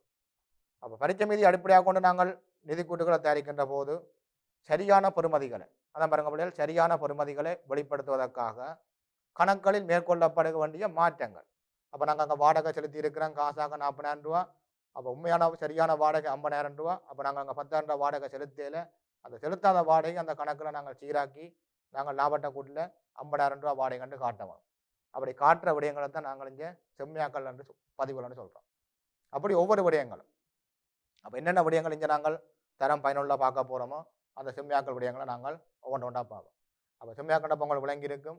பரிச்சமையில் இருக்கிற விடயங்களை அடிப்படையாக கொண்டு நாங்கள் நிதி கூட்டுகளை தயாரிக்கின்ற போது அந்த பரிச்சமையில் இருக்கிற விடயங்களோடு நாங்கள் மேலதிகமாக சேர்க்க வேண்டிய விடயங்கள் தான் எங்களுக்கு செம்மையாக்கல்களாக இருக்கும். அதை தான் நாங்கள் செம்மையாக்கல் பதிவுகள்னு சொல்லி நாங்கள் பார்க்கக்கூடியதாக இருக்கும். பாருங்க பிள்ளைகள், இந்த செம்மையாக்கல் பதிவுகளை நாங்கள் பார்ப்பதற்கு முன்னர் அற்று எண்ணக்கரு என்ற ஒரு எண்ணக்கருவை பற்றி நாங்கள் பார்ப்போம். அப்போ இந்த அற்று எண்ணக்கரு, அப்போ வருமானம் தொடர்பில் எவ்வளவு தொகை கிடைத்திருப்பினும் செலவுகள் தொடர்பில் எவ்வளவு தொகை செலுத்தியிருப்பினும் நிதி கூட்டுகளில் குறித்த கால பிரிவுக்குரியதான பெறுமதிகள் மாத்திரமே உள்ளடக்கப்பட வேண்டும் என அற்று எண்ணக்கரு குறிப்பிடுகிறது. அப்போ நான் முதல் சொன்ன உதாரணம் இதை அடிப்படையாக கொண்டு நான் கூறியிருந்தேன். பாருங்க பிள்ளைகள், அப்போ ஒரு வருமானம் தொடர்பில் எவ்வளவு தொகை கிடைத்திருப்பினும் எங்களுக்கு காசாக எவ்வளவு தொகை கிடைக்குது, அதே மாதிரி காசாக நாங்கள் எவ்வளவு தொகையை பெற்றுக்கொள்ளுகிறோம், அதே மாதிரி காசாக நாங்கள் எவ்வளவு தொகையை நாங்கள் செலுத்துகிறோம்ன்றதை நாங்கள் கருத்தில் எடுக்கக்கூடாது. எங்களுக்கு உண்மையான வருமானம் உண்மையான செலவுகளை நாங்கள் கணக்கில் பதிவு செய்யணும் என்று சொல்கிறதான் அற்று எண்ணக்கரு. அதான் இங்கே பாருங்கள் வெளியிடப்பட்டிருக்கு. நிதி கூட்டுகளில் குறித்த காலப்பகுதிக்குரியதான பெறுமதிகள் மாத்திரம். அப்போ நாங்கள் காசா கூட கொடுத்துக்கலாம், அதே மாதிரி குறையாகவும் கொடுத்துருக்கலாம். அதே மாதிரி பார்த்தீங்கன்னு சொன்னால் செலவுகள் நாங்கள் இன்னும் கொடுக்காமல் இருக்கலாம். அதே மாதிரி வருமானங்கள் ஏதாவது எங்களுக்கு பெறப்படாமல் இருக்கலாம். காசா பெற்றிருக்கலாம் அல்லது இன்னும் பெறாமல் இருக்கலாம், அல்லது பெற வேண்டியிலும் பார்க்க நாங்கள் குறைய பெற்றிருக்கலாம். செலவுகள் நாங்கள் கொடுக்க வேண்டிய செலவிலும் பார்க்க குறைய காசை கொடுத்துருக்கலாம் அல்லது இன்னும் கொடுக்காமல் இருக்கலாம். அதுபோல நாங்கள் கருத்தில் எடுக்காமல் குறித்த காலப்பகுதிக்குரியான பெறுமதிகள், அப்போ இன்னும் எவ்வளவு நாங்கள் செலவுகள் கொடுக்க வேண்டியிருக்கு, அதே மாதிரி வருமானங்களில் நாங்கள் இன்னும் எவ்வளவு பெற வேண்டியிருக்கு என்பவற்றையும் கவனத்தில் கொண்டுதான் நிதி கூட்டுகள் நாங்கள் தயாரிக்கணும் என்று சொல்கிற எண்ணக்கரு தான் அற்று எண்ணக்கரு. அப்போ அற்று எண்ணக்கருவை பொறுத்த வரைக்கும் தரம் 11 மாணவர்கள் நீங்கள் இவ்வளவு விடயத்தை நீங்கள் விளங்கி கொண்டால் போதுமானதாக இருக்கும். அதாவது ஒரு செலவினமோ சரி, அதே மாதிரி வருமானமோ சரி, நாங்கள் எவ்வளவு காசாக செலுத்தி இருக்கிறோம் அல்லது எவ்வளவு வருமானத்தை நாங்கள் காசாக பெற்றுக்கிறோம் என்பதை மட்டும் கவனத்தில் கொள்ளாமல் ஏதாவது செலவுகள் நாங்கள் கொடுக்க வேண்டியிருந்தால், அதே மாதிரி வருமானங்கள் ஏதாவது பெற வேண்டியிருந்தால் அவற்றையும் நாங்கள் கவனத்தில் கொண்டு சரியான செலவுகள் வருமானங்களை நிதி கூட்டுகளில் வெளிப்படுத்த வேண்டும் என்று சொல்கிற எண்ணக்கரு தான் அற்று எண்ணக்கரு. அதான் உங்களுக்கு இந்த அற்று எண்ணக்கரை பற்றி விளக்கம் தந்திருக்கு. ஏன்னு சொன்னால் பிள்ளைகள், நாங்கள் இந்த லாபட்ட கூட்டு தயாரிக்கிறோம், நிதிநிலைமை கூட்டு நாங்கள் தயாரிக்கிறோம், இந்த அற்று எண்ணக்கருக்கு அமையத்தை நாங்கள் தயாரிக்கிறோம். அப்போ நாங்கள் காசு மூலம் செலவுகள் கொடுத்திருந்தாலும் இந்த அற்று எண்ணக்கருக்கு அமைய நாங்கள் சரியான செலவுகளை வெளிப்படுத்துறதுக்காக இந்த அற்று எண்ணக்கருவை நாங்கள் பின்பற்றி அற்று எண்ணக்கருக்கு அமையத்தான் நாங்கள் இந்த லாபட்ட கூட்டு நிதிநிலைமை கூட்டுகளை நாங்கள் தயாரிக்கிறதா இருக்கும், நிதி கூட்டுகளை. பாருங்க பிள்ளைகள், அற்று எண்ணக்கருக்கு அமைய குறித்த காலப்பகுதிக்குரியதான செலவுகள் வருமானங்கள் லாபட்ட கூட்டிலும், அப்போ குறித்த காலப்பகுதிக்குரிய செலவுகள் வருமானங்களை நாங்கள் லாபட்ட கூட்டிலையும், அற்று செலவுகள் வருமதி வருமானங்கள் நிதிநிலைமை கூட்டிலும் வெளிப்படுத்தப்படுகின்றது. அப்போ அந்த எண்ணக்கருக்கு ஒரு மெழுக விளக்கமாக இது தரப்பட்டிருக்கு. அப்போ அதை நீங்கள் விளங்கிக் கொள்ளக்கூடிய இருக்கும். இதுக்கு அமையத்தான் நாங்கள் பதிவு செய்கிறோம்ன்றதை உங்களுக்கு குறிப்பிடப்பட்டிருக்கு. அப்போ இதில் பாருங்க பிள்ளைகள் செம்மையாக்கல் பதிவுகளை பதிவு செய்தல். இப்போ நாங்கள் செம்மையாக்கல் பதிவுகளை நாங்கள் பதிவு செய்கின்ற போது தனியுடைமை வணிகத்தின் நிதி கூட்டுகளை தயாரிக்கும் போது பின்வரும் செம்மையாக்கல் பதிவுகள் கவனத்தில் கொள்ளப்படுகின்றது. பாருங்க பிள்ளைகள் நாங்கள் இங்கே பார்க்க போகிற செம்மையாக்களை பார்த்தீங்கன்னா இந்த 4 விடயங்களை பற்றி தான் நாங்கள் ஒவ்வொன்றா பார்க்க போகின்றோம். அவங்கள்ட்ட தரம் 11 மாணவரை பொறுத்த வரைக்கும் இந்த 4 விடயங்களை நீங்கள் செம்மையாக்கல் பதிவில் எவ்வாறு பதிவு செய்கிறதை பற்றி நீங்கள் விளங்கி கொண்டால் போதுமானதாக இருக்கும். அப்போ நீங்கள் அற்று செலவண்ட நாங்கள் பார்க்க வேணும். அவற்றை எவ்வாறு நாங்கள் கணக்கில் பதிவு செய்கிறது, நிதி கூட்டுகள் என்ன மாதிரி நாங்கள் வெளிப்படுத்துகின்ற பார்ப்போம். பாருங்க பிள்ளைகள், ஒன்று அற்று செலவுகள், அதே மாதிரி அற்று வருமானங்கள். அப்போ அந்த அற்று வருமானங்களை பாருங்கள், அங்கே பிரேக் எடுக்க போட்டிருக்கு வருமதி வருமானம், அது எங்களுக்கு கிடைக்க வேண்டிய வருமானம். அற்று செலவுக்கு பாருங்கள் சென்மதி அல்லது நிலுவை. அதே மாதிரி பாருங்க அப்படியே அடுத்தது இன்னொரு படியை நாங்கள் பார்க்கணும், அறவிட முடியா கடன். அதே மாதிரி பெருமான தேவை. அப்போ இதோட பற்றி நாங்கள் ஒவ்வொன்று ஒரு விடயமாக நாங்கள் பார்க்க போகின்றோம். பார்க்கின்ற போது நாங்கள் அதுக்கு பற்றி உங்களுக்கு விளக்கத்தை தாரன். இப்போ நாங்கள் பார்ப்போம் இந்த 4 விடயங்கள் தான் இங்கே நாங்கள் செம்மையாக்கலாம்னு சொல்லி ஒரு தனி வியாபார வணிகம் ஒன்று நிதி கூட்டுகளை தயாரிக்கின்ற போது இந்த 4 விடயங்களை தான் நாங்கள் பார்க்க போகிறதா இருக்கும். செம்மையாக்கல் பதிவுகள் பொது குறிப்பாட்டினூடாக கணக்குகளில் பதிவு செய்யப்படுகின்றது. அப்போ இந்த செம்மையாக்கல் பதிவுகளை நாங்கள் நிதி கூட்டுகளுக்கு மாற்றுறதுக்கு முன்னர் நாங்கள் பதிவு செய்கின்ற ஒரு மூல ஏடாக எங்களுக்கு பொது குறிப்பேடு காணப்படும். அப்போ நீங்கள் தரம் 10 படிச்சிருப்பீங்கள் பிள்ளைகள், மூல ஏடுகள் படிக்க பொது குறிப்பேட்டை பற்றி படிச்சிருப்பீங்க. பொது நாளேடு அல்லது பொது குறிப்பேடுன்னு சொல்லுவோம். அப்போ பொது குறிப்பேடுன்றது ஒரு மூல ஏடு. அப்போ அதில் நாங்கள் பல்வேறுபட்ட விடயங்கள் பதிவு செய்கிறோன்னு நீங்கள் அங்கே படிச்சிருப்பீங்கள். அதாவது நடைமுறையில்லா சொத்துக்களை நாங்கள் கடனுக்கு கொண்டு செய்கிறது, விற்பனை செய்கிறது. அதே மாதிரி பாருங்கள், நாங்கள் இந்த செம்மையாக்க பதிவுகளையும் எதனூடாக நாங்கள் முதல் சீராக்கிறோம் என்றால் பொது குறிப்பாட்டினூடாகத்தான் நாங்கள் நிதி கூட்டுகளுக்கு மாற்றுறதாக்கும். அங்கே பதிவு செய்து தான் நாங்கள் நிதி கூட்டுகளுக்கு கொண்டு போவோம். அப்போ இந்த செம்மையாக்க பதிவுகள் எங்களுக்கு தரப்படுகின்ற போது ஒவ்வொரு விடயங்களும் பொது குறிப்பாட்டினூடாக பதிவு செய்யப்படும். பொது குறிப்பாடு தான் செம்மையாக்க பதிவுகளுக்குரிய மூல ஏடாக காணப்படும். இனிப்பிள்ளைய பாருங்கள், இப்போ நாங்கள் பார்த்துட்டோம் செம்மையாக்க பதிவுகள், அதாவது நாங்கள் ஒரு தனி வியாபாரம் ஒன்று நாங்கள் தனி உடைமை வணிகத்தின் நிதி கூட்டு நாங்கள் தயாரிக்கின்ற போது இந்த 4 செம்மையாக்கல் விடயங்கள் நாங்கள் பார்க்க வேணும். இப்போ நாங்கள் ஒவ்வொரு விடயங்களாக நாங்கள் அடுத்ததாக பார்ப்போம். அவையில் பாருங்க வழியில் எங்களுக்கு தரப்பட்டிருக்கு அற்று செலவுகள் அல்லது சென்மதி செலவுகள் அல்லது நிலுவை செலவுகள்.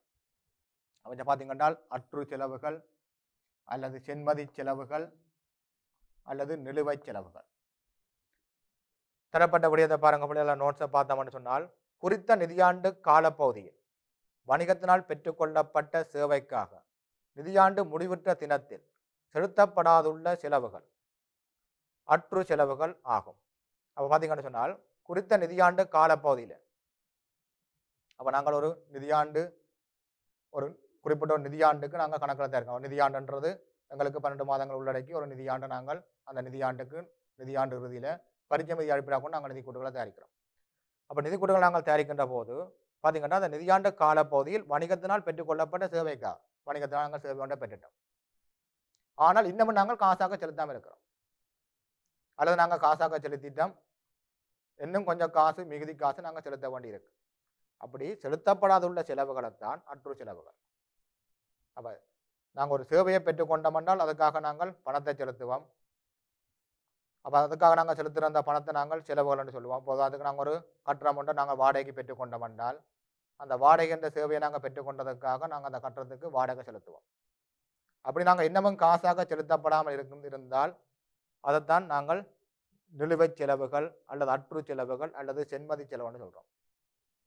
அவையில் பாருங்கள், அற்று செலவுகளை கணக்குகளில் பதிவதற்கான இரட்டை பதிவு, பொது குறிப்பாட்டு பதிவு அல்ல இரட்டை பதிவு.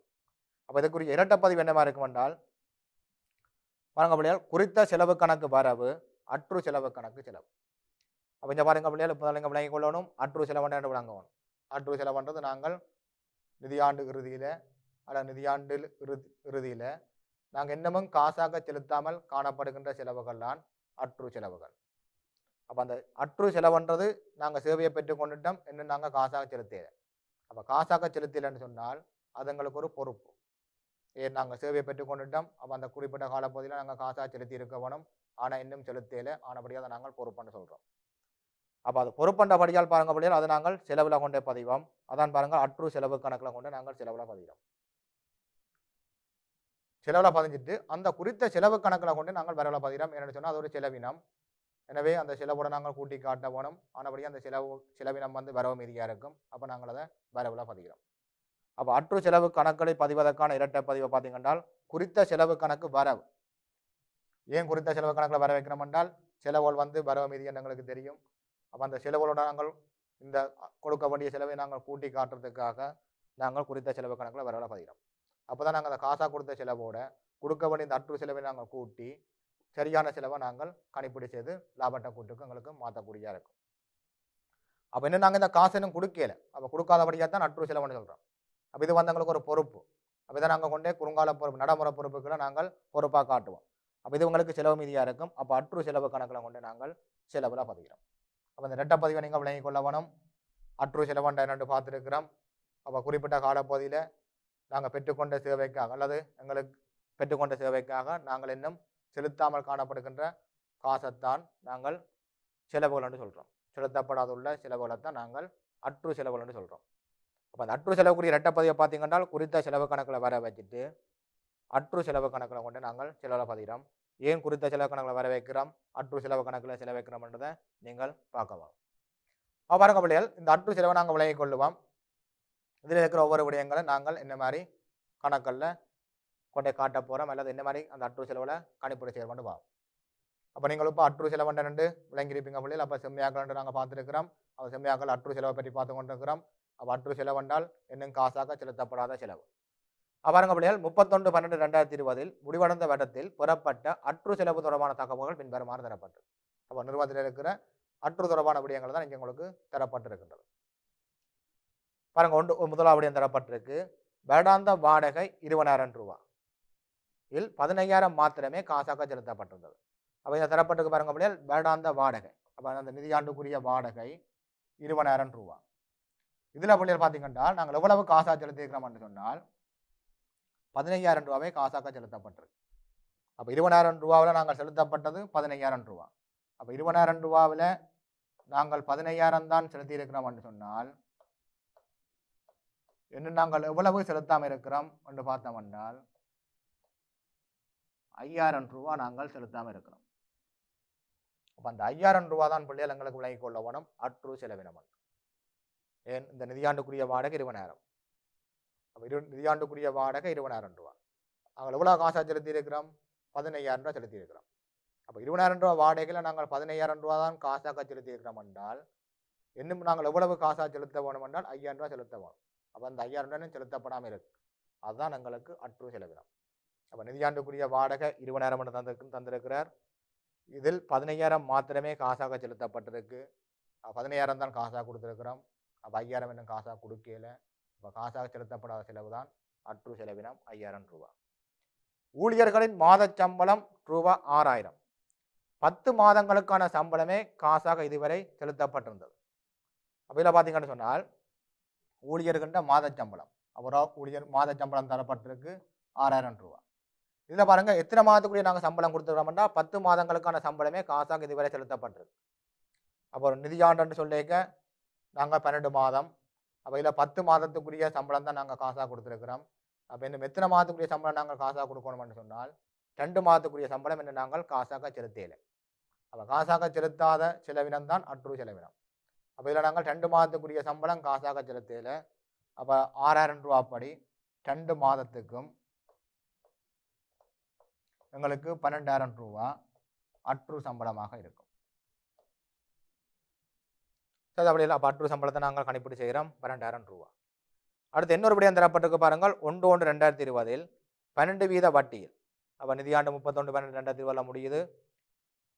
1/1/2020 சொல்கிறது அப்போ நிதியாண்டு ஆரம்பத்திலேயே 12% வட்டியில் 1,00,000 ரூபாய் வங்கி கடன் பெறப்பட்டது. 3 மாதங்களுக்குரிய கடன் வட்டி செலுத்தப்படவில்லை. அப்போ நாங்கள் 12% வட்டியில் 1,00,000 ரூபாய் வங்கி கடனாக பெற்றுக்கிறோம். அப்போ இந்த 12% வட்டி என்றது ஆண்டுக்குரிய வட்டி. அப்போ நாங்கள் பெற்ற வங்கி கடன் 1,00,000 ரூபாய். அப்போ 1,00,000 ரூபாய் படி அந்த ஆண்டுக்குரிய வட்டியை நாங்கள் முதல் கணிப்பிடுவோம். வங்கி கடன் 1,00,000 ரூபாய் பெற்றிருக்கிறோம். 1,00,000 ரூபாய் படி நாங்கள் 12% வட்டி பார்ப்போம். 12% வட்டி பார்த்தோம் என்றால் எங்களுக்கு 12,000 ரூபாய் வட்டி வரும். இந்த வட்டி 12,000 ரூபான்றது பிள்ளைகள் பார்த்தீங்கன்னா அது அந்த ஆண்டுக்குரிய வட்டி, அந்த நிதியாண்டுக்குரிய வட்டி, அதாவது 12 மாதங்களுக்குரிய வட்டி. 12 மாதங்களுக்குரிய வட்டி தான் 12,000 ரூபாய். இந்த தரப்பட்டுக்கு 3 மாதத்துக்குரிய கடன் வட்டி செலுத்தப்படவில்லையா?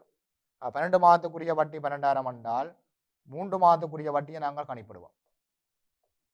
அப்போ 3 மாதத்துக்குரிய வட்டி எங்களுக்கு தரப்படும் எவ்வளோன்னு சொன்னால் நாங்கள் கணிப்பிடலாம் 3000 ரூபா. அவ்வளோ கவனியுங்கள். இதில் பார்த்தீங்கன்னு சொன்னால் 12% வட்டி பார்த்தோம்னா 12,000 ரூபா. அப்போ கடன் வட்டி நாங்கள் 12,000 ரூபா செலுத்த வேணும். 3 மாதத்துக்குரிய வட்டி இன்னும் செலுத்தப்படவில்லை. 3 மாதத்துக்குரிய வட்டி 3000 ரூபா.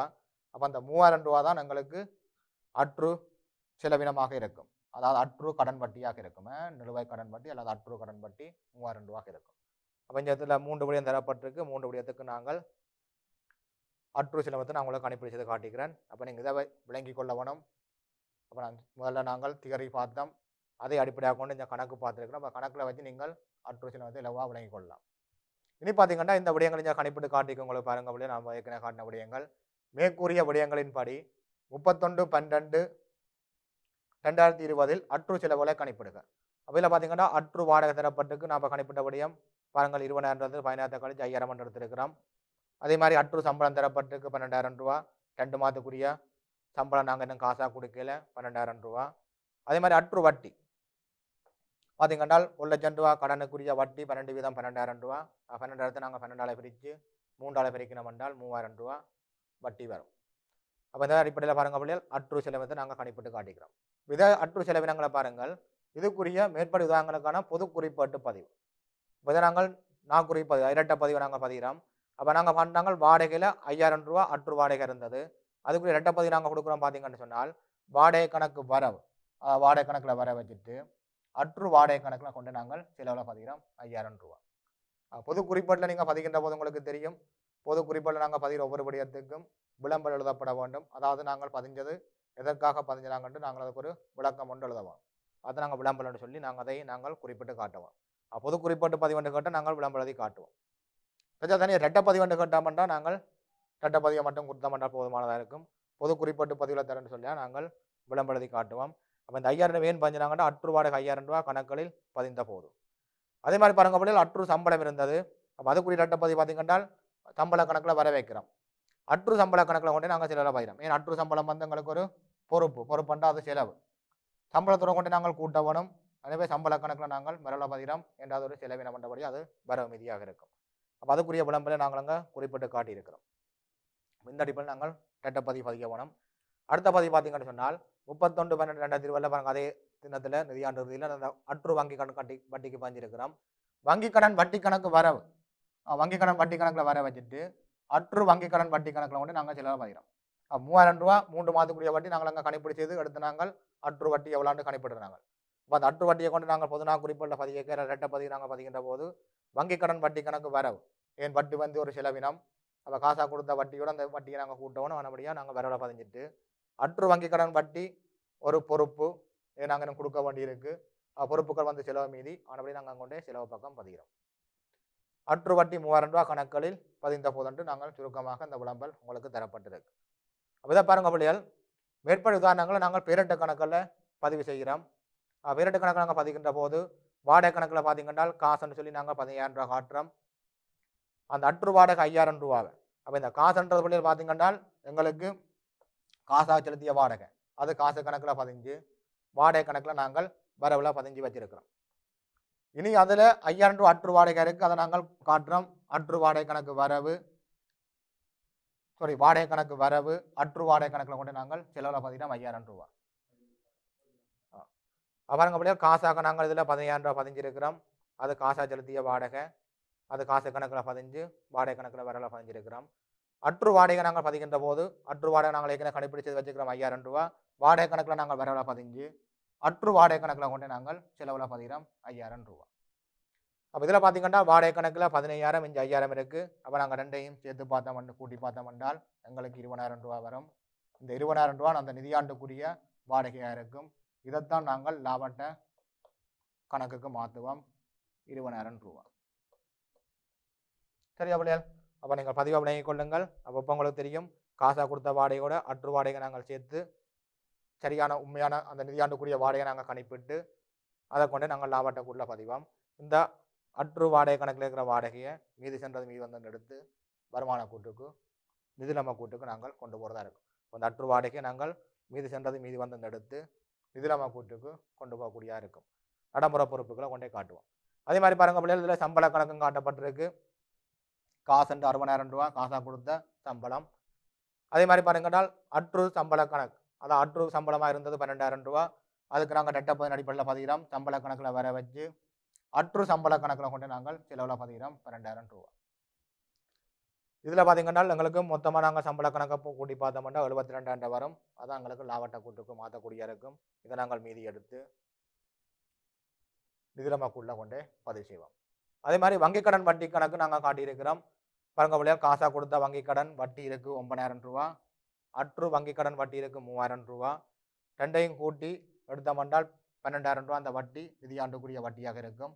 வங்கி கடன் வட்டி அற்று வங்கி கடன் வட்டி கணக்கில் கொண்டு நாங்கள் வங்கி கடன் வட்டின்னு சொல்லி நாங்கள் செலவில் பதிகிறோம். அப்போ 9,000 ரூபா காசாக கொடுத்த வட்டியோட நாங்கள் பதிஞ்சிருக்கிறோம் அற்று வங்கி கடன் வட்டின்னு சொல்லி வங்கி கடன் வட்டி கணக்கில் வர விளையும்.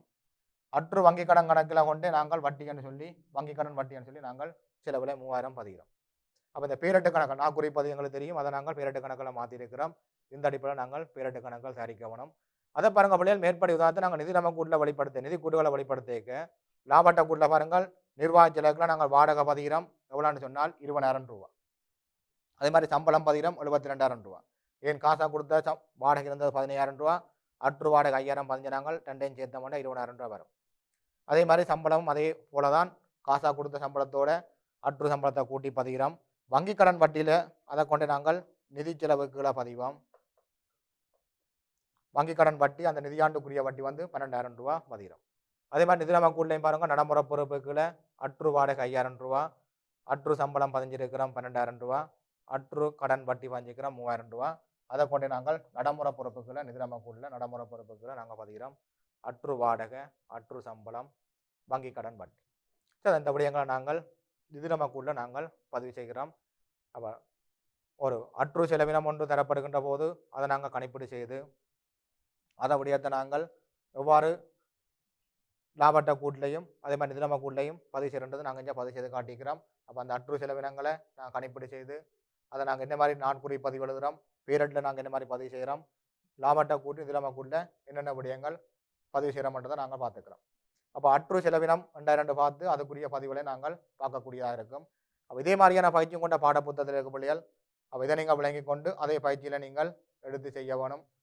அப்போ எடுத்து செய்கின்ற போது இதை தொடர்பான பூரண அறிவொன்றை நீங்கள் பெறக்கூடியதாக இருக்கும். இப்போ நீங்கள் பரீட்சையில் நீங்கள் இலவாக செய்யக்கூடியதாக இருக்கும். அப்போ இன்றைய தினம் பார்த்தீங்கன்னு சொன்னால் பிள்ளைகள், நாங்கள் ஒரு பரீட்சை மீது அடிப்படையாக கொண்டு லாபட்ட கூட்டு நிதிநிலைமை கூட்டு பார்த்தோம். அதுக்கு அடுத்ததாக அந்த லாபட்ட கூட்டு நிதிநிலைமை கூட்டுக்களை நாங்கள் செம்மையாக்களோட நாங்கள் என்ன மாதிரி பதிவு செய்கிறதை பற்றி இந்த செம்மையாக்களை பற்றி நாங்கள் இன்றைக்கு பார்த்து கொண்டிருக்கிறோம். அதில் ஒரு செம்மையாக்கள் பார்த்துருக்கிறோம் அற்று செலவினம். அப்போ அற்று செலவினம் என்ன காசாக செலுத்தப்படாத செலவினம், அந்த அற்று எண்ணக்கருக்காமையை தான் நாங்கள் வீட்டை பதிவு செய்கிறோம். அதில் ஒரு உதாரணம் ஒன்று நாங்கள் பார்த்துருக்கிறோம். இதில் தொடர்ச்சியாக நாங்கள் அடுத்த பகுதியை நாங்கள் இன்னொரு குருகுலம் நிகழ்ச்சி கூட உங்களை சந்திப்பென கூறி உங்களிடமிருந்து விடைபெறுகிறேன். நன்றி, வணக்கம்.